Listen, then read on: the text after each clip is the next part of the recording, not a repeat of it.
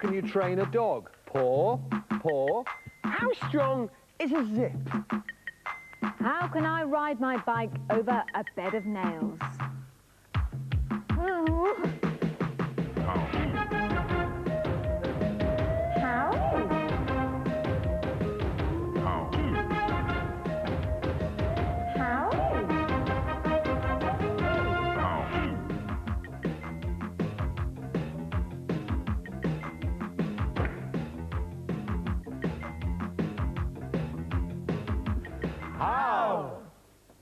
How can I join two paper clips together without touching them? Fred, you can't do that. You have to touch them to join them together. You have to. It's absolutely impossible. I think it's worth a bet. 10p? Yeah? Impossible, they say. 10p's in the middle. Yeah. There we are. Two paper clips and a piece of paper.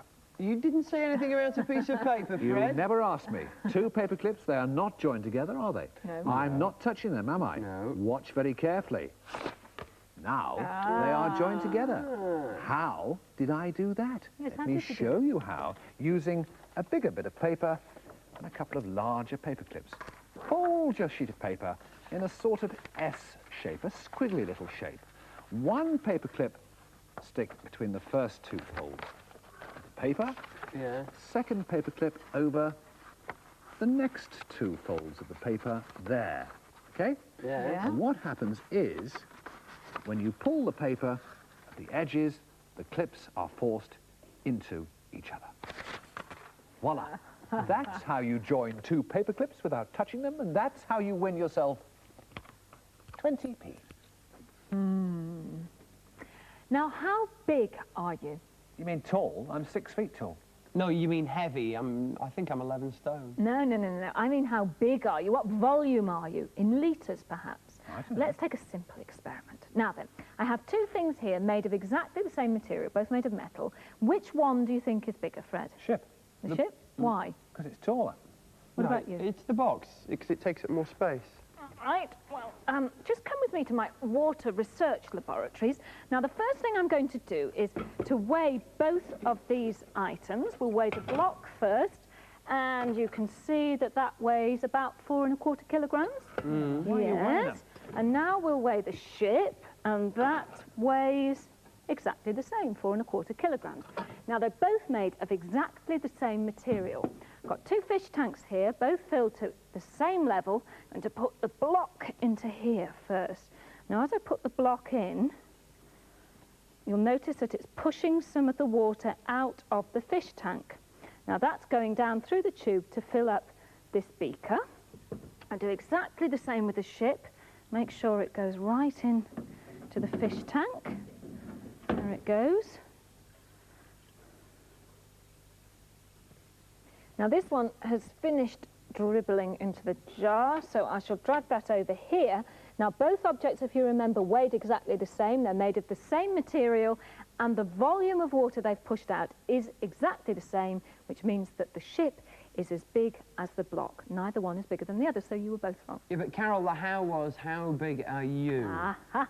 Well, I should do exactly the same experiment with myself. What you do is you fill the bath and you put a mark where the water level is before you get in.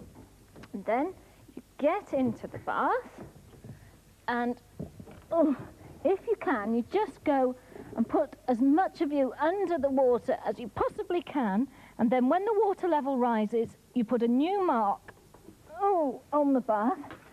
Get up, and then if you measure the distance between there and there, you can see just how big you are by how much water you've pushed out. Just a minute, there's no water in that bath. Of course there isn't. I get wet. How do you get rid of hiccups? Well, I find standing on my head works for me, but you have to then drink a glass full of water from the wrong side. That works every time, gets rid of hiccups. No, I think jumping up and down on the spot, deep breath, and a cold spoon down the back gives you a nice shock. No, no, you've got to give someone a shot. You go, like that, or you go, Whoa, Shock that did. Do you two actually know what hiccups are, though? No idea. No, not really. Quick lesson in anatomy for you. This is a model of the human body. Inside the chest, pair of lungs. But underneath the lungs is a muscle called the diaphragm. Now, the diaphragm drives your breathing. As that muscle moves up and down, it forces air out of the lungs and draws air back into your lungs. Now, that's when it's working normally. But have you ever had a muscle sort of twitch on the back of your neck? Or in your eye. In your eyelid, yeah, that sort of thing. yeah. Now, that's called an involuntary muscle spasm, and all it is a muscle going bananas. Now, the diaphragm can go bananas sometimes, and this is what happens. The diaphragm twitches, and as it twitches, air is moved in and out across the vocal cords, drawn in and out like that, and it slams the vocal cords shut, and that is in fact actually the sound a hiccup makes. That's what a hiccup is, an involuntary muscle spasm of your diaphragm. That's what it is. How do you get rid of them? Well, the truth is that most hiccups will go away quite naturally on their own, unless it is you find that you are hiccuping for a few weeks on the end. Go and check it out with the doctor. And it's whatever works for you, works for you. For some people, standing on the head. For others, it's jumping up and down. And that's how you might get rid of hiccups. How do you train a dog? I don't just mean train him to sit and stay. I mean train him to do special things. Let me show you what I mean. Meet a friend of mine. Come on, Graham. Come on, Graham. Come and say how. Oh. Right. Come and show us how. And here's another good friend of how. David Manning. How, David? Hello. How could you train Graham to shut that door? Well, it's surprisingly simple. Surprisingly simple. Shut it properly, good boy. Good boy, there you are. Good lad. I think the first lesson is essentially rewarding the dog for good behaviour. It's something you could try at home if you have a dog. First of all, Graham, come here. You'd train the dog to jump. And you'd say jump, and again, jump. Good boy. And then you'd simply do the same process, but nearer to, for example, a door. Round here. Good boy, come down. Sit. Now, jump. Do it times at home, rewarding the behaviour when it's good, and you'll have trained your dog to shut a door. So with all tricks, then, it's a matter of simple repetition And reward. and reward. There you are. Good boy. Now, I know Graham also helps you with your film work, your work in films. So how could you teach him to help other animals do tricks as well? Well, occasionally, say you have an example of a rabbit trying to cross a bridge. Come on, Graham, we're not going out. The rabbit will be reluctant to do so until prompted. If you can bring a dog around out of the sight of the camera, hopefully the rabbit will cross the bridge and they'll have the piece of footage they're looking for. Come and show us how. Now, how do you persuade Graham to persuade the rabbit to go over the bridge? Well, hopefully I've just got to get Graham to approach the rabbit, and the rabbit should, of his own accord, cross over. On you go, Graham. Go on, that works. So the Good rabbit boy. sees Graham, We'll and immediately pass over, scurries across. And hopefully Graham won't be in shot for the camera. Again, for it's the sequence repetition of and film. patience. Right, Graham, sit. Shake hands. Good boy. That's how you train a dog. Wonderful. How can I ride my bike over a bed of nails? You can't do that. You'll burst your tyres. You'll get halfway across and it'll be... Well, I just happen to have a bed of nails with me. And just to prove to you exactly how sharp these nails are, I shall drop an apple onto them. There we are, sharp nails. Yeah, very sharp. And over here, I have my bicycle. Just put the helmet on, a little bit of safety, and I will proceed to ride this bicycle over It's not going to the work. bed of nails. It isn't going to work. It is. It isn't. It is. Just watch. Oh. Wait, just listen to this, Fred. Bang, listen. Hey! Thank How you did you do very that? much indeed. How do you do that? Well, it's because I have some very special bicycle tyres. Now, normally, bicycle tyres are made like this. They have a rubber outer case and an inner tube which is blown up with air.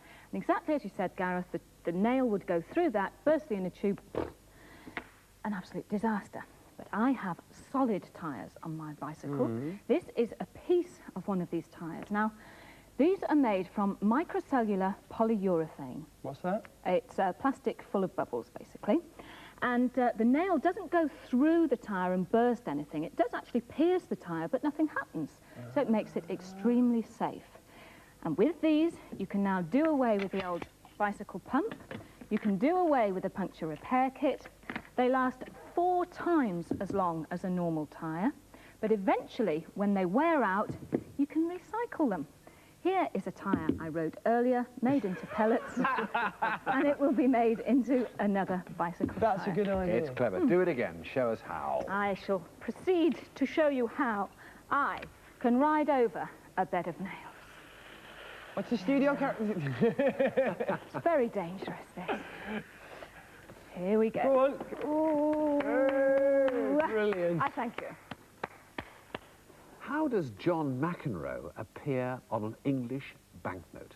It doesn't. It's the royal family, isn't it? Yes, On- the on- Queen yeah, on an yeah. English banknote. Can't Always. argue with that, but John McEnroe appears on a £12.50 note. £12.50. £12.50. Now, I don't happen to have a £12.50 note with me, Right. but I've got the next best thing. I've got a £10 note, which has the Queen on one side and has Charles Dickens on the other. Yes?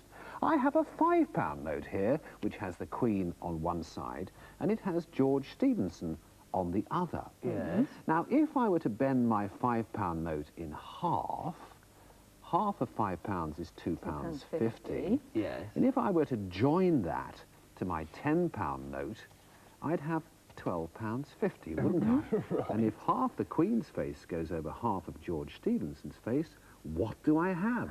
A little tennis player. And that's how John McEnroe appears on an English banknote. You can't be serious. How strong is a zip? Not very strong in my experience. No, Mine didn't are it? forever Just hold breaking. 2 bits of material Yes. together, didn't it? That's about Well, it. have you ever considered the humble zip? A marvellous invention, really, Fred, really.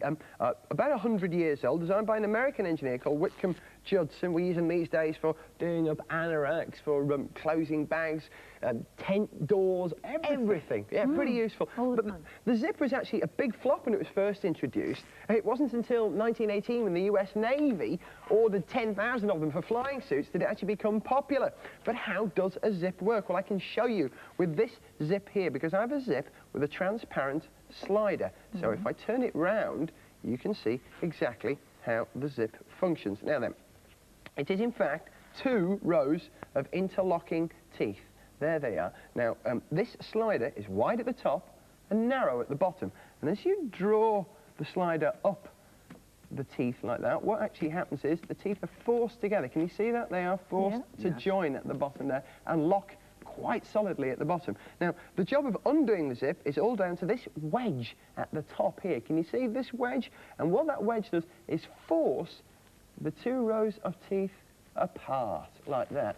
And that's how a zip works, opening and closing with the use of that marvellous slider. Yeah, but how strong is it? It was the That how, was the wasn't how. it? How Yeah, strong is it, strong you is said? Okay, well, it takes a wedge and a slider to separate the zip, but can you pull a zip apart like that? Zip this way and I'll show you. Now, Zipping. I have a zip here, right? Yes. Which is attached to a pair of cars, okay? Yes. Now, if these 2 cars fail to pull this zip apart, you will have to admit that a zip is a very strong thing. Yes, but only if they fail. Precisely. Carol, Fred, Yes. go to your cars. Okay. Go to car. This and put them straight apart. Put your seatbelts on. Start your engines. Starting engines. Put the cars in gear. Cars in gear. Release the handbrake on my mark and go!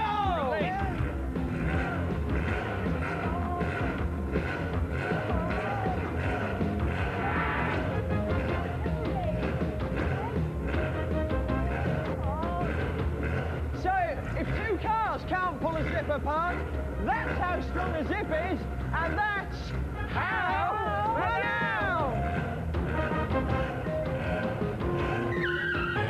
Carol, Fred, watch out! It was never like this at Silverstone.